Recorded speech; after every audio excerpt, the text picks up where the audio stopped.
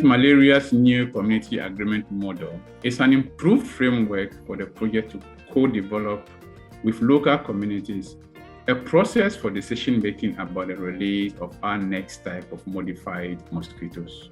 The model is based on the promise we made to only proceed through key steps of our research with the agreement of the communities in which we work. We have always sought community agreement for all key research activities. This new community agreement model is based on our lessons learned from previous phases and takes into account the specificities of the proposed releases for our next phase of work. Our new community agreement model aims to improve legitimacy of the decisions taken by the communities which are affected by our work, to enable accountability to our stakeholders, and to offer scalability. With regards to legitimacy, this model continues to place the voices of the affected communities at the center of decision-making, ensuring agreement processes are co-developed with them and that safeguards are in place to protect the rights of minorities and dissenting voices.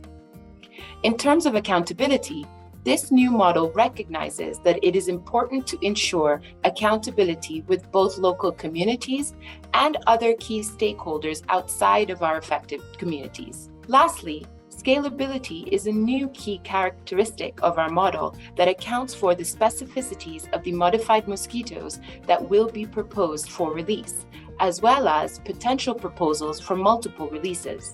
Our model sets out 13 commitments. These are guiding principles that reflect the project's values. The commitments center around 5 key areas. These cover how affected communities are defined and identified, and how information sharing and consultation should take place.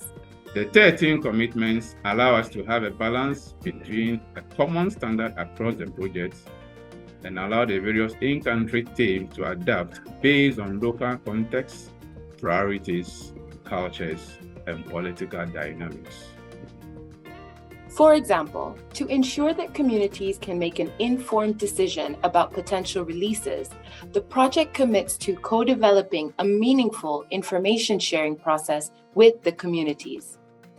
The information process can include, for instance, how the community wants to receive information. This could be via theater productions or town hall presentations or individual visits to their homes. Our community agreement model was developed over 2 years of consultation and review with project members and external experts. This allowed us to identify key areas to focus on to articulate our commitments and the underpinnings for our approach. Our new model is an evolution of, not a break from, our previous approach.